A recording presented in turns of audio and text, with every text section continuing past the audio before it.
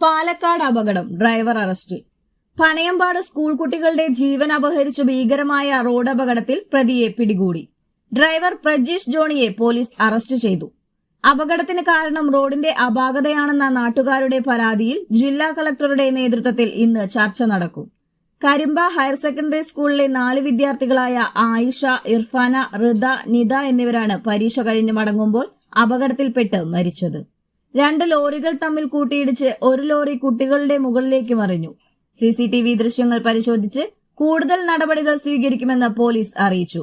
റോഡിന്റെ അപാകതയാണ് തുടർച്ചയായ അപകടങ്ങൾക്ക് കാരണമെന്ന നാട്ടുകാരുടെ ആശങ്കയിൽ ജില്ലാ കളക്ടർ, മന്ത്രി കെ കൃഷ്ണൻകുട്ടി, ജനപ്രതിനിധികൾ, നാട്ടുകാരുടെ പ്രതിനിധികൾ എന്നിവർ പങ്കെടുക്കുന്ന യോഗം ഇന്ന് രാവിലെ 11-ന് കളക്ടറേറ്റിൽ ചേരും.